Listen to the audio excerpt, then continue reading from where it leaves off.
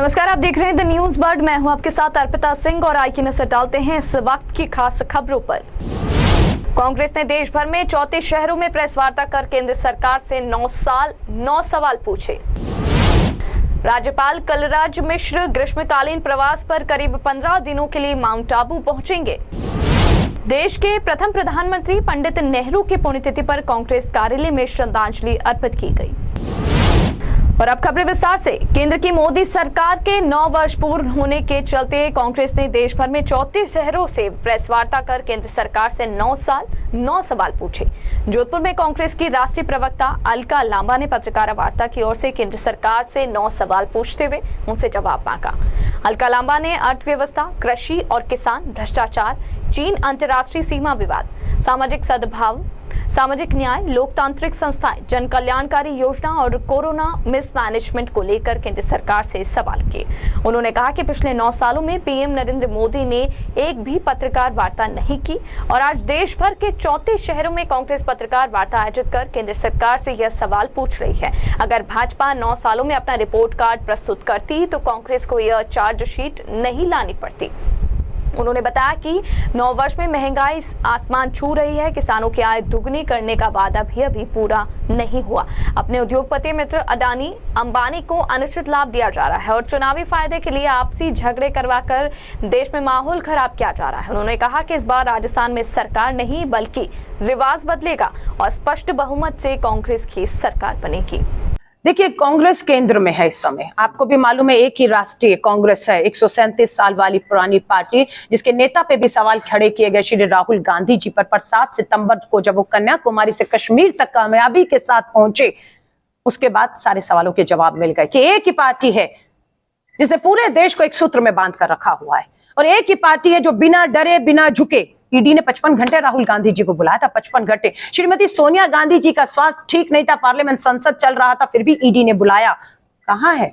उसके बाद भारत जोड़ो यात्रा होती है, उसके बाद कर्नाटका हम जीतते हैं, उसी दौरान हिमाचल जीतते हैं। तो बात यह है कि बिल्कुल जितने भी धर्मनिरपेक्ष राजनीतिक दल हैं, भाजपा की विचारधारा के विरोधी दल हैं, जो बिना डरे, क्योंकि ईडी सीबीआई अभी भी लोगों के पीछे छोड़ी हुई है, किसी को लालच दिया जा रहा है। मध्य प्रदेश के जो गए वो लालच में ही तो गए। क्या ये राज्यसभा मिलेगी और केंद्रीय मंत्री बना दिए जाएंगे? और अभी छटपटा रहे हैं कि उनके लोगों को टिकट नहीं भाजपा दे रही मध्य प्रदेश में। तो कुछ लोग लालच में जाते हैं, कुछ डर कर जा रहे हैं। लेकिन राहुल गांधी ऐसा नेता है जिसे ना कोई लालच है, सब कुछ न्यौछावर कर दिया, ना किसी चीज का कोई डर। क्या चीज? ये अभी जो लोग और लालच की बात आप बता रहे हैं, कर्नाटक में भी लागू हो रही है। कर्नाटक के लोगों ने फेल कर दिया उसको। 18 में ऐसा हुआ था, हमारी और जेडीएस की सरकार थी और उसको गिराने का काम भाजपा ने 18 में किया। लेकिन उसके बाद अपने आप ही वहां की जो बोमई सरकार है, 40% कमीशन खोरी का ऐसा उनपे तबका लगा जो उतरा नहीं। और हुआ ये कि सुपड़ा साफ हो गया और राहुल गांधी जी ने कहा था बहुमत नहीं, बहुमत से बहुत अधिक दीजिएगा, क्योंकि केंद्र में जो सत्ता बैठी है वो धन बल ईडी सीबीआई से कमजोर करेगी। मैं कर्नाटका के लोगों का धन्यवाद करती हूँ कि बहुमत से बहुत आगे दिया, सरकार ने गारंटी पर मोहर लगा दी और काम बात कर रही है, देश के भ्रष्टाचार की बात करी, राजस्थान में खुद मतलब उसके हाँ जी, हाँ, विधायक आरोप लगा रहे हैं। हाँ, नेक्स्ट सवाल इसके बारे में बोलो। मैं ये लेकर आई हूँ। मैं आपसे फिर प्रदेश के सबसे ऊंचे हनुमान टापू में आगामी 1 जून को राज्यपाल कलराज मिश्र ग्रीष्मकालीन प्रवास पर माउंट आबू पहुंचेंगे, जहां करीब 15 दिन तक अपने परिवार के साथ राजभवन में ही रहेंगे। इसको लेकर अब जिला प्रशासन अलर्ट मोड पर है। इसी को लेकर आज जिला कलेक्टर डॉक्टर भंवरलाल, एसपी ममता गुप्ता आबू रोड के रेलवे स्टेशन पहुंचे, जहां से अधिकारियों के साथ राज्यपाल कलराज मिश्र के रूट को लेकर विजिट किया गया। जिला कलेक्टर व एसपी ममता गुप्ता ने आबू रोड से माउंट आबू की राजभवन तक सड़क मार्ग का विजिट कर अधिकारियों को आवश्यक दिशा निर्देश दिए। जिला कलेक्टर डॉक्टर भंवरलाल व एसपी ममता गुप्ता ने राजभवन में चल रही तैयारियों का अधिकारियों के साथ बारीकी से निरीक्षण कर आवश्यक दिशा निर्देश दिए। देश के प्रथम प्रधानमंत्री स्वर्गीय पंडित जवाहरलाल नेहरू की पुण्यतिथि के अवसर पर जोधपुर शहर जिला जिला कांग्रेस कमेटी और उत्तर एवं दक्षिण द्वारा नई सड़क स्थित कांग्रेस कार्यालय में पंडित नेहरू की तस्वीर पर पुष्पांजलि अर्पित कर उन्हें श्रद्धांजलि दी गई। जोधपुर शहर जिला कांग्रेस कमेटी उत्तर जिला अध्यक्ष सलीम खान ने बताया कि देश के प्रथम प्रधानमंत्री एवं आधुनिक युग के निर्माता पंडित जवाहरलाल नेहरू को पुष्पांजलि अर्पित कर श्रद्धांजलि दी गई। सलीम खान ने बताया कि इस अवसर पर सभी ने पंडित नेहरू के बताए मार्ग पर चलने का संकल्प लेने के साथ ही उन्हीं की तरह देश के विकास में अपना योगदान देने का प्रण लिया है। उन्होंने बताया कि पंडित नेहरू आजादी के महानायक होने के साथ साथ आधुनिक युग के निर्माता भी थे। इस अवसर पर कांग्रेस कार्यालय में बड़ी संख्या में कांग्रेसी कार्यकर्ता उपस्थित रहे। आजादी के महानायक, भारत के पहले प्रधानमंत्री, आधुनिक भारत के निर्माता स्वर्गीय पंडित जवाहरलाल नेहरू जी की आज पुण्यतिथि पर पूरा देश और साथ साथ कांग्रेस भी उनको नमन और श्रद्धांजलि अर्पित करती है। और आज हम उनके बताए हुए रास्तों पर चलने की प्रयत्न करने की आज प्रतिज्ञा लेते हैं। और साथ ही साथ जिस सपनों के भारत को उन्होंने निर्माण किया और उसको अंग्रेजों से आज़ाद कराया, उस पर आज जिस तरह की ताकतें राज कर रही हैं, उससे भी मुक्त कराने की आज हम उनकी पुण्यतिथि पर पढ़ लेते हैं। और उनके दिखाए हुए रास्ते जो कि एक आधुनिक भारत का और साथ ही साथ तरक्की करने वाले भारत का जो रास्ता है, उस पर चलने की पूरे कांग्रेस के कार्यकर्ता न सिर्फ खुद बल्कि देश के तमाम लोगों को भी उनका जो सांप्रदायिक सद्भाव का, भारत की अखंडता और एकता का जो संदेश था, वो पूरे भारत में फैलाने की आज हम प्रतिज्ञा लेते हैं। जोधपुर पुलिस कमिश्नरेट के बोरानाडा थाना क्षेत्र में अवैध बजरी खनन की रोकथाम के लिए चलाए जा रहे विशेष अभियान के तहत एसीपी बोरानाडा जयप्रकाश अटल की गाड़ी पर हमला करने वाले मुख्य आरोपी खानू उर्फ खानू देवासी को पुलिस ने त्वरित कार्यवाही करते हुए 48 घंटों के भीतर गिरफ्तार कर लिया। गौरतलब है कि जोधपुर पुलिस आयुक्त रविदत्त गौड़ के निर्देशानुसार अवैध बजरी खनन की रोकथाम के लिए चलाए जा रहे विशेष अभियान के तहत बीते बुधवार को बोरानाडा थाना क्षेत्र में एसीपी जयप्रकाश अटल एवं उनकी टीम द्वारा की जा रही कार्यवाही के तहत अवैध बजरी से भरे हुए बिना नंबरी डंपर का पीछा करते वक्त अवैध बजरी खनन माफिया खानू देवासी, जो कि स्विफ्ट कार में सवार था, उसने एसीपी जयप्रकाश अटल डंपर का पीछा करने से रोकते हुए जान से मारने की धमकी दी। उसके बाद खानू देवासी के इशारे पर डंपर चालक ने एसीपी जयप्रकाश अटल की गाड़ी को डंपर से टक्कर मारी, जिससे उनकी गाड़ी बुरी तरह से क्षतिग्रस्त हो गई। एसीपी अटल एवं उनके ड्राइवर को मामूली चोटें भी आई।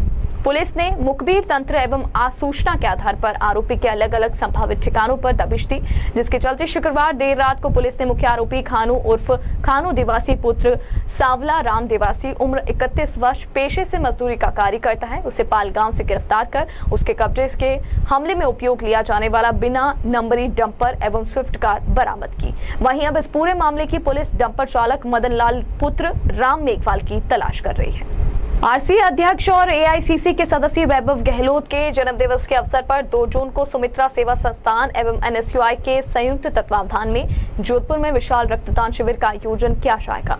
जोधपुर के सर्किट हाउस में प्रेस वार्ता करते हुए एनएसयूआई अध्यक्ष जोधपुर दिलीप चौधरी ने बताया कि आरसीए अध्यक्ष वैभव गहलोत के जन्मदिवस को सेवा कार्य के रूप में मनाते हुए रक्तदान शिविर का आयोजन किया जा रहा है। 2 जून को सुबह 9 बजे से शाम 6 बजे तक आयोजित किए जाने वाले शिविर में 1000 यूनिट रक्त का लक्ष्य रखा गया। दिलीप चौधरी ने बताया कि शहर में बढ़ते हादसों की वजह से अस्पतालों में हो रही रक्त की कमी को देखते हुए यह रक्तदान शिविर आयोजित किया जा रहा है। उन्होंने बताया कि शिविर के दौरान संबंधित ब्लड बैंक एवं अस्पतालों का सहयोग रहेगा। साथ ही शिविर में रक्तदाताओं की हौसला अफजाई के लिए उन्हें टी शर्ट वितरित किया जाएगा।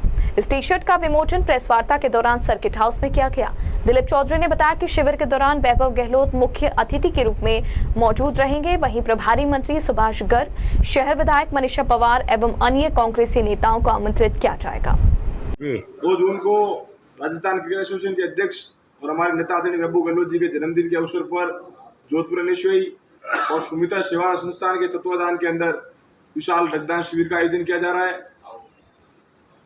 इससे हमेशा होने वाले एक्सीडेंट और कई तरह की बीमारियों के अंदर जो रोज खून की आवश्यकता रहती है, उसको लेके एनएसयूआई और सुमित्रा सेवा संस्थान द्वारा ये कार्यक्रम आयोजन किया जा रहा है। ये कार्यक्रम जेएनयू महासचिव छत्रसेन कार्यालय के जस्ट पास में पड़ी खाली जमीन के अंदर किया जा रहा है और विशाल रक्तदान शिविर का आयोजन किया जाएगा। वहाँ टी शर्ट और ये इन सब का भी वितरित किया जाएगा। कितना लक्ष्य?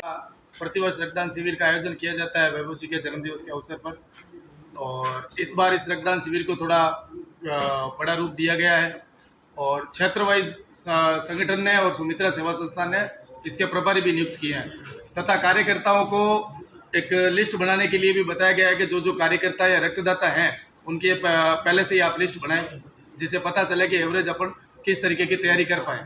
तो कई बार जोधपुर में बड़े बड़े शिविर हो चुके हैं और तैयारियों में कमी रह जाती है, इसलिए उन कमियों को दूर करने के लिए भी कई अलग तरीके से योजनाएं बना के कार्य कर रहे हैं और सोशल मीडिया और आप सभी मीडिया बंधुओं के द्वारा भी प्रचार का कार्य किया जा रहा है। और सफल बनाने के लिए कितने कार्यकर्ता श्री ब्राह्मण स्वर्णकार महिला मंडल की ओर से जोधपुर श्री ब्राह्मण जाति भवन सुनारू कबास में 22 मई से 27 मई तक आयोजित 6 दिवसीय समर कैंप का शनिवार को समापन हुआ।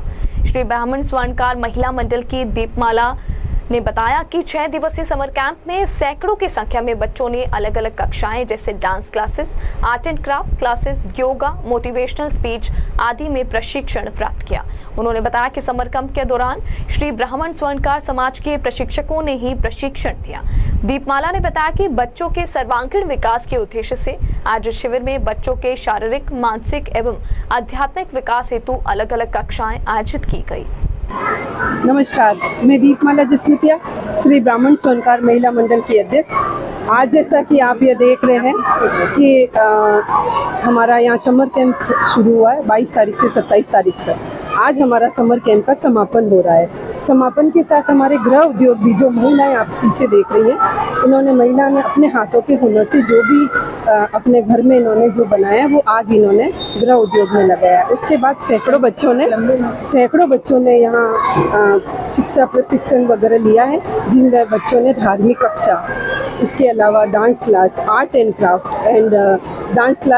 क्राफ्ट और गणित कला, और उसके अलावा इन बच्चों ने योगा क्लास और सभी तरह की कक्षाएं, मोटिवेशनल स्पीच वगैरह सभी बच्चों ने ये हमारे यहाँ गुर सीखे हैं। और 27 तारीख के समापन प्रोग्राम में बच्चों ने अपने माता पिता के समक्ष यहाँ प्रस्तुति दी है। और ये हमारा आज समापन कार्यक्रम यहाँ जो चल रहा है ये आज शाम तक चलेगा। बच्चों के द्वारा जो पीपीटी दे रहे हैं, जो बच्चों ने जिन धार्मिक कक्षाओं में, गीता क्लास में जो इन बच्चों ने जो सीखा है वो उन सबके समक्ष प्रस्तुत हो रहा है। और सामाजिक भवन में ये हमारे सिर्फ स्वर्णकार समाज का ही है और स्वर्णकार समाज से ही हमारे बच्चों ने, हम लोगों ने प्रशिक्षण दिया है। और जो हमारी जो गुरु आई हैं जो सिखाने के लिए, वो भी हमारी स्वर्णकार समाज से ही। धन्यवाद। और बुलेटिन में यहाँ रुकेंगे एक ब्रेक के लिए। ब्रेक के बाद जारी रहेगा खबरों का सिलसिला। आप बने रहिए द न्यूज वर्ल्ड के साथ। भारत को पूर्णतः स्वच्छ एवं निर्मल देखना गांधी जी का सपना था। उनके सपने को साकार कर रहे हैं हमारे प्रधानमंत्री नरेंद्र मोदी स्वच्छ भारत अभियान के माध्यम से, और हमारे जोधपुर शहर में इस अभियान का नेतृत्व कर रही है नगर निगम जोधपुर दक्षिण महापौर वनिता सेठ। अब यह जिम्मेदारी हमारी है। हर नागरिक के छोटे से छोटे प्रयास की अमूल्य शक्ति से जोधपुर बन सकता है नंबर 1। स्वच्छ भारत की शुरुआत होती है स्वच्छ आंगन से। तो चलिए हमारे आंगन, हमारे जोधपुर को पूर्णतः स्वच्छ बनाने का प्रयास करें।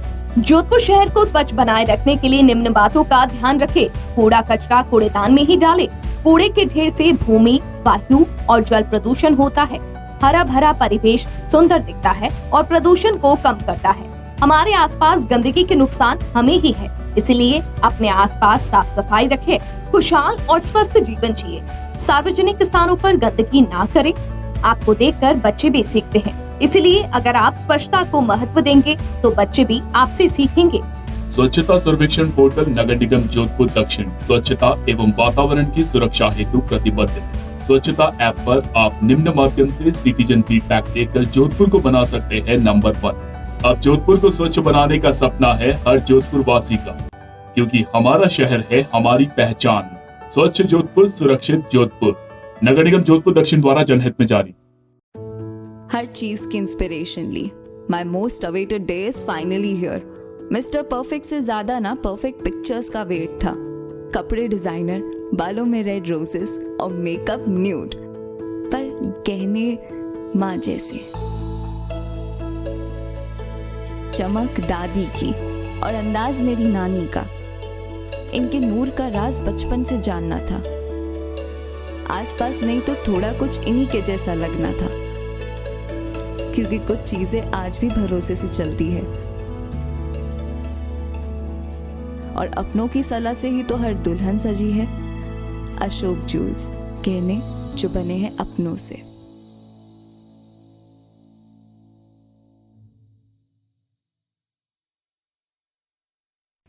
पश्चिमी राजस्थान में पावर की सभी समस्याओं के समाधान उपलब्ध करवाते हुए आभा जेनसेट 2 दशकों से diesel generator, transformer, electric panels एवं पावर कंसल्टेंसी की उत्कृष्ट विश्वसनीय सेवाओं के क्षेत्र में कार्यरत है।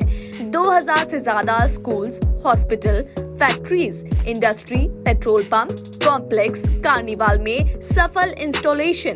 आभा जेनसेट 2000 से ज्यादा संतुष्ट कस्टमर्स का परिवार है। साथ ही पश्चिमी राजस्थान का सबसे ज्यादा बिकने वाला जनरेटर आभा जनरेटर। वोकल के लिए लोकल बने। आज ही संपर्क करें 9414195017 पर या 9829063200 पर। जय श्री कृष्णा, जय श्री गुरु महाराज। आज के इस आधुनिक युग में पावर की सप्लाई एक महत्वपूर्ण चीज हो गई है। जमाना इन्वर्टर और बैटरी से हटके कंटिन्यूस पावर पे आ गया है। हमारा जो एक्सपीरियंस पिछले 20 सालों से रहा है और टोटल कंपनी के 30 सालों का जो जनरेटर का एक्सपीरियंस है, उसी को देखते हुए अब हमारे पास 2 kVA से लेकर 2500 kV तक के जनरेटर उपलब्ध हैं। किसी भी को साइलेंट जनरेटर की आवश्यकता हो, किसी तरह का पावर कट हो, कंटिन्यूस रेटिंग के लिए जनरेटर की रिक्वायरमेंट हो, तो आप हमसे संपर्क कर सकते हैं। अब हम जोधपुर कॉर्पोरेट ऑफिस से जयपुर में जनरेटर बनाने की फैक्ट्री का उद्घाटन कर दिया है और पिछले 6 महीनों से हम कस्टमाइज जनरेटर सेट्स बना रहे हैं। जिसको जैसी रिक्वायरमेंट है उसको उसी तरह का जनरेटर बना के देते हैं। जो सहयोग पिछले 30 सालों से पश्चिमी राजस्थान का रहा है, उसी सहयोग के आधार पे हमने जनरेटर का कार्य मैन्युफैक्चरिंग का चालू किया है। हमारे पास सभी साइज के जनरेटर उपलब्ध है। उसके साथ कंट्रोल पैनल और सोलर का भी हम काम करते हैं। ट्रांसफार्मर, किसी भी तरह के पावर की आवश्यकता हो, आप हमसे संपर्क कर सकते हैं। जनरेटर के क्षेत्र में हमारे पास सभी तरह के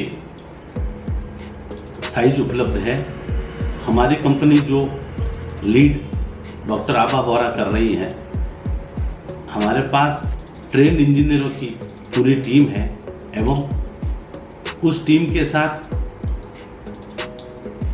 30% का महिला रिजर्वेशन भी है और हर तरह की सेल्स और सर्विस हम प्रोवाइड कराते हैं। हम एस्कॉर्ट्स के ऑथराइज OEM हैं। आपको किसी भी तरह की रिक्वायरमेंट हो तो जरूर संपर्क करें।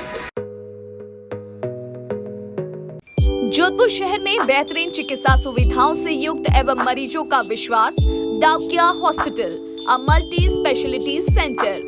चिरंजीवी, RGH, CGHS, ECHS जैसी सरकारी योजनाओं के तहत निशुल्क ऑपरेशन व इलाज, हृदय रोग, स्त्री रोग, शिशु रोग, प्लास्टिक सर्जरी एवं दंत रोग, न्यूरोलॉजी एवं न्यूरो सर्जरी जैसे विशेष चिकित्सा सुविधाओं के लिए उपलब्ध है डाउकिया हॉस्पिटल। 24/7 आपातकालीन सुविधाएं, trauma centre, dialysis, cath lab, CT scan, ICU, CCU, NICU, यह सभी अब संभव है एक ही छत के नीचे। Daukiya hospital multi speciality centre, Pratapnagar toll office के सामने, सुरसागर रोड, प्रतापनगर, जोधपुर।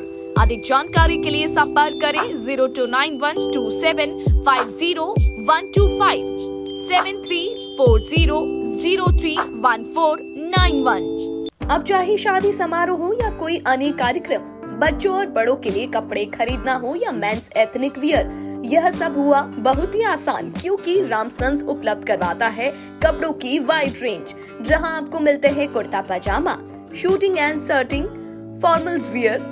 1995 से जोधपुर वासियों का एकमात्र विश्वास रामसन्स। तो आज ही आइए रामसन्स और दीजिए खुद को नई स्टाइल। रामसन्स, चांदसा तकिया रोड, जोधपुर। अब आपके घर में सगाई, शादी, बर्थडे पार्टी जैसे किसी भी इवेंट को खूबसूरत बनाने के लिए आपके बीच मौजूद है सुनैना इवेंट मैनेजमेंट। अब आपके इवेंट को खूबसूरत बनाने से लेकर खाने तक की जिम्मेदारी है हमारी, क्योंकि सुनैना इवेंट मैनेजमेंट और प्रिया एंटरप्राइजेस लेकर आए हैं सगाई से विदाई तक सारी सुव्यवस्थित सेवाएं। सुनैना इवेंट मैनेजमेंट, शादी आपकी, टेंशन हमारी। Wedding planner and birthday party specialist. Head office Nainchi Bagh, मावड़ियों की घाटी के पास, जोधपुर।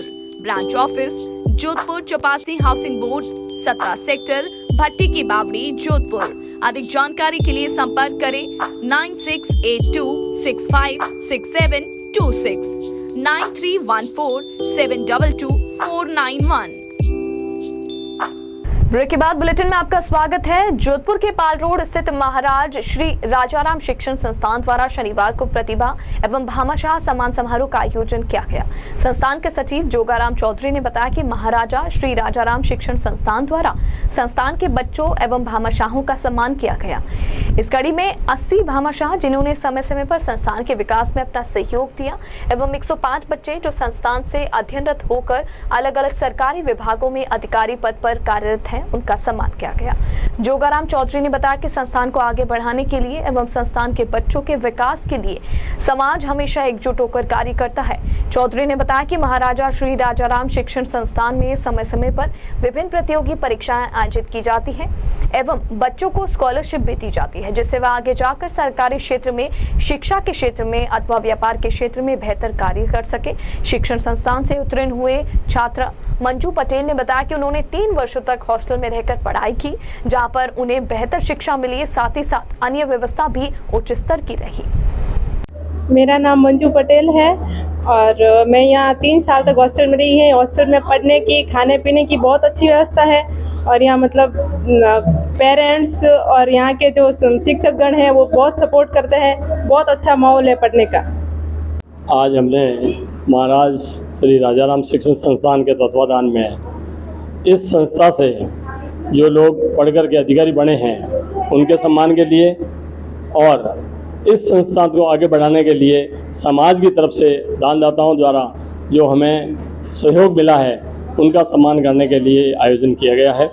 इस आयोजन में 80 के लगभग भामाशाह हैं जिनका हम सम्मान कर रहे हैं और 105 सरकारी राजपत्रित और राजपत्रित अधिकारी हैं जिनका हम सम्मान कर रहे हैं। यह संस्था पिछले लंबे टाइम से गुरु महाराज शिकारपुरा का अधिपति श्री दयाराम जी, कृष्णाराम जी, देवाराम जी के सानिध्य में आगे बढ़ रही है। शिक्षा के क्षेत्र में ये संस्था दिन दूनी रात चौगुनी गति से आगे बढ़ रही है।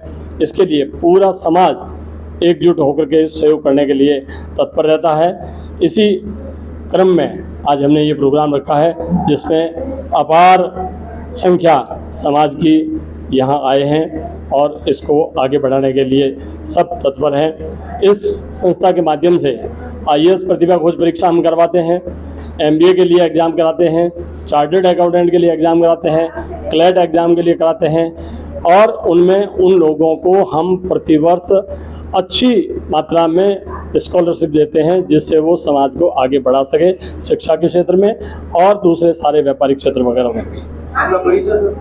Jogaram Chaudhary, retired DYSP, all India का मैं प्रेसिडेंट हूँ इस समाज का और इस संस्था का मैं सेक्रेटरी हूँ। अनुसूचित जाति जनजाति संगठनों का अखिल भारतीय परिषद द्वारा नए संसद भवन का नामकरण डॉक्टर भीमराव अंबेडकर संसद भवन रखने एवं लोकार्पण राष्ट्रपति द्रौपदी मुर्मू से करवाने के संबंध में नई दिल्ली लोकसभा अध्यक्ष के नाम जोधपुर जिला कलेक्टर को ज्ञापन सौंपा गया। अखिल भारतीय परिसंघ राजस्थान के प्रदेश अध्यक्ष महेंद्र नाकोरी ने बताया कि रविवार को प्रधानमंत्री नरेंद्र मोदी द्वारा दिल्ली में नए संसद भवन का लोकार्पण किया जाएगा। उन्होंने बताया कि ज्ञापन सौंपकर यह मांग की गई कि इसका नामकरण संविधान निर्माता भारत रत्न डॉक्टर भीमराव अंबेडकर के नाम पर रखकर बाबा साहेब को सम्मान दिया जाए। महेंद्र नाकोरी ने बताया कि ज्ञापन में यह मांग की गई कि नए संसद भवन का लोकार्पण देश की प्रथम नागरिक राष्ट्रपति द्रौपदी मुर्मू के द्वारा करवाया जाए, जो कि संपूर्ण नारी शक्ति एवं आरक्षित वर्ग का बहुत बड़ा सम्मान होगा। ऑल इंडिया अनुसूचित जाति जनजाति परिसंघ के अनुसूचित जाति जनजाति संगठनों का अखिल भारतीय परिसंघ के तत्वाधान में आज पूरे राजस्थान के हर जिले, ब्लॉक और संभाग स्तर पर हमने जो कल प्रधानमंत्री नरेंद्र मोदी द्वारा नए संसद भवन का लोकार्पण किया जा रहा है, हमने कलेक्टर के माध्यम से हमारी भावनाएं और आरक्षित वर्ग की भावनाएं आगे पहुंचाने का काम किया है कि राष्ट्रपति महोदय, सुप्रीम कोर्ट के न्यायाधीश और लोकसभा अध्यक्ष को ज्ञापन देकर मांग की है कि नए संसद भवन का नाम doctor BR Ambedkar parliament house रखा जाए, क्योंकि पार्लियामेंट और संविधान निर्माता डॉक्टर BR अम्बेडकर का इस देश के विकास में और उत्थान में बहुत बड़ा रोल रहा और पूरा विश्व में आज भारत का परचम फहरा रहा है। तो डॉक्टर BR अम्बेडकर की वजह से है, तो ये एक उनको सच्चा सम्मान होगा। और दूसरी हमारी मांग रहेगी कि भारत का प्रथम नागरिक और सर्वोच्च राष्ट्रपति द्रौपदी मुर्मू के हाथ से नए पार्लियामेंट का लोकार्पण किया जाए, जो कि जन जन की आस्था है और आदिवासी समाज की और महिलाओं का एक बहुत बड़ा सम्मान होगा। और हमारी भावनाएं समझते हुए सभी की भावनाओं को सम्मान दे।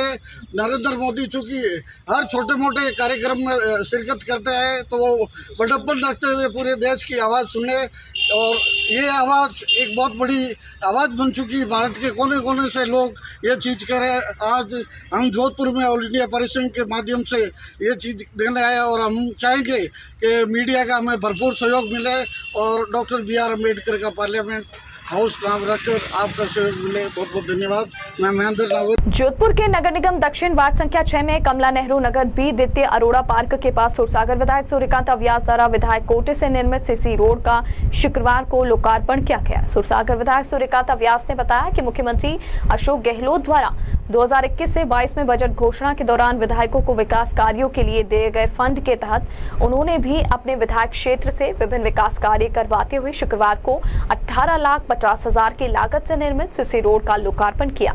उन्होंने बताया कि जनप्रतिनिधि होने के नाते उनकी सदैव यही भावना रहती है कि किस तरह अपने विधायक क्षेत्र में विकास कार्य करवाती रहे। वार्ड पार्षद ने बताया कि पिछले लंबे समय से क्षेत्रवासी सड़क की समस्या को लेकर परेशान हो रहे थे, जिसके चलते सूरसागर विधायक सूर्यकांत व्यास द्वारा विधायक कोटे से CC रोड का निर्माण करवाकर उसका लोकार्पण किया गया। इस अवसर पर उप महापौर किशन लड्डा सहित बड़ी संख्या में क्षेत्रवासी उपस्थित रहे। ये सड़क जो बनी है सीमेंटेड रोड हुई है और राजस्थान के मुख्यमंत्री ने 21-22 की घोषणा में मेरे को बजट दिया था, हर MLA को दिया, मेरे को ही नहीं पूरे सभी 200 MLA को सबको दिया कि भाई अपने अपने क्षेत्र में काम करो। तो हमारे ये काम कराया, 18.5 लाख रुपए की सड़क बनी। और भी यहाँ मोहल्ले में कोई भी काम होगा तो मैं हर समय तैयार हूँ। यहाँ पे 15 लाख रुपए अभी इनके पार्क है वहाँ पे सुधारने के लिए दिए हैं। तो मैंने सभी काम करने में कोई होता ही नहीं है। जब कभी भी आप लोग या मोहल्ले के लोग कहेंगे कोई हमारा काम है हम करेंगे। मैं यहाँ की मेंबर है वो भी अपना म्यूनसिपलिटी का बजट से काम कराती है। मेरे साथ उप महापौर साहब है, आदम सिंह जी है, यहाँ के वहाँ के और भी सब जगह के पार्षद भी आए हैं, सभी मोहल्ले वाले हैं और सबको मैं बहुत बहुत धन्यवाद देती हूँ। बहुत अच्छा कार्यक्रम किया। और भी कोई कार्यक्रम हो तो हर समय कहे तो मैं तैयार हूँ। ये सड़क बहुत अच्छी बड़ी, ये PWD वाले आए हैं अधिकारी, उनको भी बहुत बहुत धन्यवाद के बहुत अच्छा काम किया। और इसी तरीके से काम होते रहेंगे तो मोहल्ले का काम होगा। हर मोहल्ले के अंदर अच्छे से अच्छे काम होने चाहिए। सबको बहुत बहुत धन्यवाद। आदरणीय सूर्यकांत जी व्यास आज वार्ड संख्या 6 में अरोड़ा पार्क के पास कमला नेहरू नगर B सेकंड में 18.5 लाख रुपए से निर्मित CC सड़क का लोकार्पण किया। और आज से पहले भी जीजी के पास हम जब भी गए, जीजी का सदैव हाथ हम पर आशीर्वाद के रूप में कुछ न कुछ लेकर आए और अच्छे से अच्छा काम करने के लिए हमेशा तैयार है। इससे पहले भी वार्ड में बहुत सारे विकास कार्य MLA फंड से किए गए हैं और इसी तरह से जीजी का आशीर्वाद हम पर बना रहेगा। और दीदी हम पर ऐसी कृपा बनाए रखेगी। विश्व हिंदू परिषद की महिला इकाई दुर्गा वाहिनी का जोधपुर के सरस्वती नगर के आदर्श विद्या मंदिर स्कूल में चल रहे शौर्य प्रशिक्षण वर्ग के तहत पूरे प्रांत से आई 200 से अधिक युवतियों को शारीरिक, मानसिक व बौद्धिक रूप से सुदृढ़ बनाने के लिए संगठन द्वारा प्रशिक्षण दिया जा रहा है। इसी के तहत साप्ताहिक प्रशिक्षण में हर दिन सुबह 4 बजे जागरण के बाद से बौद्धिक सत्र, सुबह शाम 2 घंटे की शाखा व आपातकालीन स्थिति में किस प्रकार शौर्य का परिचय देते हुए सूझबूझ की स्थिति को निपटने हेतु कौशल गुण सिखाए जा रहे हैं। बाढ़, भूकंप, आगजनी से होने पर रस्सी के सहारे उतरने वाली बाधाओं को पार करना, कटीले तारों में से गुफा में से निकलने व रस्सी के सहारे ऊपर चढ़ने की कई ऐसी बाधाओं का प्रशिक्षण दिया जा रहा है। दुर्गा वाहिनी की प्रांत संयोजिका कुसुम थानवी ने बताया कि प्रशिक्षण में जोधपुर प्रांत के 23 जिलों की 200 से अधिक बहनें हिस्सा लेने आई हैं। विश्व हिंदू परिषद दुर्गा वाहिनी द्वारा 7 दिवसीय शौर्य प्रशिक्षण वर्ग पश्चिमी राजस्थान के 23 जिलों में से चलाया जा रहा है, जिसमें 200 से अधिक बहनों ने भाग लिया है। यहाँ हम बहनों को दंड, नियुद्ध, बाधा व कई तरह की ट्रेनिंग देकर बहनों को लव जिहाद की घटनाओं से बचाने के लिए शारीरिक, मानसिक व बौद्धिक रूप से तैयार कर रहे हैं। बहनों को आज के समय में आत्म सुरक्षा के लिए आत्मनिर्भर बनना बहुत जरूरी है। यहाँ पे उनका बौद्धिक विकास कर कैसे उन्हें उन परिस्थितियों से लड़ना है, हर मोर्चे के लिए किस तरह उन्हें तैयार होना है, ये सब सिखा रहे हैं। यहाँ बहुत सी व्यवस्था में शिक्षिकाएं लगी हुई है और 200 से अधिक जो बहनें हैं उनकी व्यवस्था सुचारू रूप से हो रही है और शिक्षिकाएं उन्हें बहुत अच्छी तरह ये सब चीजें सिखा रही है ताकि वे हर मोर्चे के लिए तैयार हैं। जोधपुर में चल रहे आर्य समाज के अंतर्राष्ट्रीय महासम्मेलन में शनिवार को सर्वधर्म सम्मेलन हुआ। इसमें विभिन्न धर्म समाज के धर्म गुरुओं ने शिरकत की। सभी ने अपने विचार रखे। सम्मेलन में अमेठी से आए डॉक्टर ज्वलंत कुमार शास्त्री ने कहा कि वेदों में कहीं भी भेदभाव नहीं किया गया है, जाति के आधार पर विभाजन किया गया है। ऋग्वेद के अंदर 10,522 मंत्रों, 1,028 सूक्तों में महिलाओं के नाम है, लेकिन विडंबना है कि आज के 4,000 साल पहले भारत में ऐसी व्यवस्था हो गई जिन महिलाओं ने वेदों में सूक्त दिए थे। अंतर्राष्ट्रीय आर्य महासम्मेलन के दूसरे दिन सामाजिक समरसत्ता सम्मेलन के तहत सार्वदेशिक आर्य प्रतिनिधि सभा नई दिल्ली के प्रधान स्वामी आर्यवेश, भारतीय सर्वधर्म संसद के अध्यक्ष गोस्वामी सुशील महाराज, शहीद आजम भगत सिंह के भतीजे किरणजीत सिंह आदि उपस्थित रहे। जो ड्रग्स बनती है वो कैसे बनती है, थ्रू टू कंप्यूटर। सो इसमें क्या है ना, कंप्यूटर से हमें क्या एडवांटेज है, बेनिफिट्स है। सबसे पहला एडवांटेज कि आजकल की जनरेशन को जो भी मेडिसिन चाहिए वो फटाफट चाहिए। सो कंप्यूटर से जो भी मेडिसिन बनती है ना वो फास्ट ऑफ एक्शन होती है और उसका रिएक्शन भी फास्ट होता है। So computer aided drug design में हमें मॉलिक्यूल फार्मूले चाहिए होते हैं जिससे आगे जाकर वो पूरी थ्रो साइकिल के जाकर एक मेडिसिन का formation करते हैं। Of Britannia somnifera, I discuss phytochemical evaluation and medical uses, medicinal uses of Britannia somnifera. राष्ट्रीय अधिवेशन शुरू हो गया है 27 मई को और इसमें हमारे 200 प्रतिभागी भाग लिए हैं भारत के विभिन्न राज्यों से और हमारे भी विद्यार्थी इसमें, शोधार्थी इसमें भाग लिए हैं। और हमारे साथ अभी इस फील्ड के विशेषज्ञ डॉक्टर TS राठौर साहब हैं जिन्होंने अभी प्लांट बायोटेक्नोलॉजी का यूज, जो औषधीय पौधों का किस तरह से हम उत्पादन कर सकते हैं जिससे कि मैक्सिमम प्रोडक्शन करके उसकी बेनिफिट इंडस्ट्री में लिया जा सकता, इसके बारे में डॉक्टर TS राठौर साहब आपको बताएंगे। बायोटेक्नोलॉजी की बहुत सारी एप्लीकेशन है, उनमें से सबसे इम्पोर्टेंट जो एप्लीकेशन है वो प्लांट टिश्यू कल्चर की है और ख़ास तौर से मेडिसिनल प्लांट्स जो हैं वो जो ट्रेडिशनल मेथड से मल्टीप्लाई नहीं कर सकते या उनमें एक्टिव प्रिंसिपल ज़्यादा होता है या रेयर होते हैं, एंडेंजर्ड स्पीसीज है, कॉमर्शियल कल्टीवेशन प्रैक्टिसेस में नहीं है, ट्रेडिशनली उनको हम फील्ड से कलेक्ट करते हैं। ऐसे प्लांट्स को टिश्यू कल्चर मेथड के द्वारा 3 विधियां हैं, axillary shoot proliferation, somatic embryogenesis and adventitious shoot induction के थ्रू हम उनको लार्ज स्केल में मल्टीप्लाई कर सकते हैं। और उसके अलावा प्लांट टिश्यू कल्चर की cell suspension culture and by using bioreactors active principle को हम लार्ज स्केल में मल्टीप्लाई कर सकते हैं, जैसे बर्बरेन है, सिकोनिन है, विनक्रिस्टीन है, विनब्लास्टीन है, टेक्सोल है। 100 बायो रिएक्टर्स हैं, R&D लेवल पे होते हैं ये 1 से 2 लीटर के, और कमर्शियल प्रोडक्शन में इनका जो कैपेसिटी है can reach up to 80,000 litres. इसका जो प्रोसेस है वो बहुत सिंपल होता है।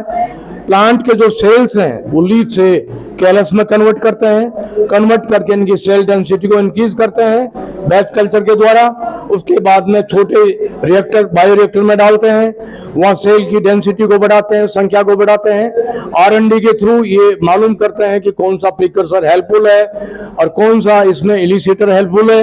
इन सब का R&D के बाद में लार्ज स्केल बायो रिएक्टर में भी प्रोडक्शन कर सकते हैं। इसका सबसे बड़ा फायदा है जो हमारे फॉरेस्ट पे आज प्रेशर है वो प्रेशर रिड्यूस हो जाएगा और कंजर्वेशन में हेल्प करेगा, और प्रोडक्ट को हम आर्टिफिशियली स्मॉल सेगमेंट लेके लार्ज स्केल में प्रोड्यूस कर सकते हैं। हमारी जो आवश्यकता है R&D लैब्स और कॉमर्शियल लैब को आपस में साथ मिलकर काम करने की है, ताकि ये जो आउटपुट R&D का है वो प्रोडक्शन फील्ड में आ जाए, नॉलेज वेल्थ में कन्वर्ट हो जाए। Thank you very much. Lachoo college और लाचू फार्मेसी एल्यूमिनी सोसाइटी के संयुक्त तत्वावधान में हो रही है, जिसमें 200 से अधिक प्रतिभागी देश के विभिन्न राज्यों और राजस्थान के विभिन्न शहरों से इसमें भाग ले रहे हैं। इसकी theme translating research into practice है, जिसके अंदर हम इस बात पे चर्चा कर रहे हैं कि विज्ञान और फार्मेसी विषय के अंदर जो शोध और इनोवेशंस होते हैं उनको हम जनता और एक आम जो इसका यूज़र है समाज में उस तक हम कैसे अच्छे से अच्छे ढंग में पहुंचा सकते हैं। इसके लिए हमारे साथ में आज डॉक्टर अनिल भंडारी सर हैं जो JNU में फार्मेसी के प्रोफेसर हैं, वो भी इस पर आप प्रकाश डालेंगे। कॉलेज के ने बहुत अच्छा टॉपिक चुना है, innovation in pharmaceutical translating research into practice.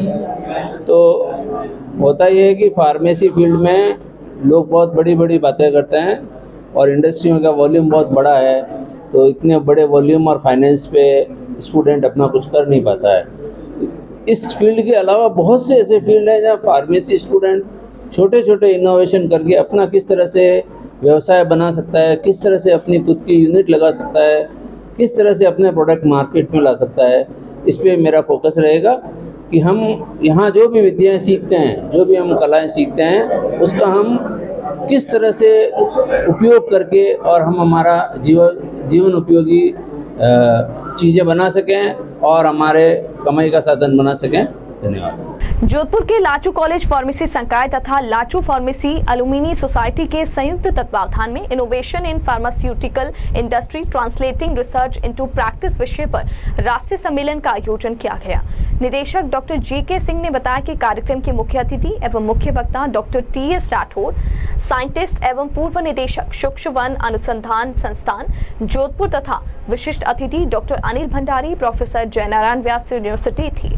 Doctor Rathore ने बायोटेक्नोलॉजी के औषधियां पादपों के संदर्भ में उपयोगिता तथा डॉक्टर अनिल भंडारी ने project to product in pharmacy विषय पर उद्बोधन दिया।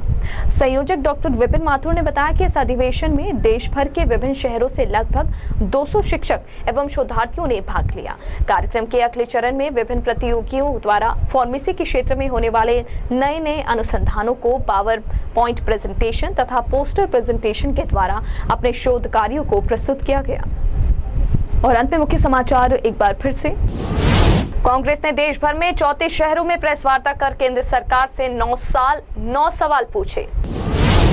राज्यपाल कलराज मिश्र ग्रीष्मकालीन प्रवास पर करीब 15 दिनों के लिए माउंट आबू पहुंचेंगे।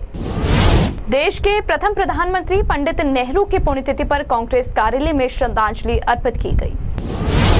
इस बुलेटिन में फिलहाल के लिए इतना ही, और खबरों को जानने के लिए आप बने रहिए द न्यूज़ वर्ड के साथ। तब तक के लिए मुझे दीजिए इजाजत। नमस्कार।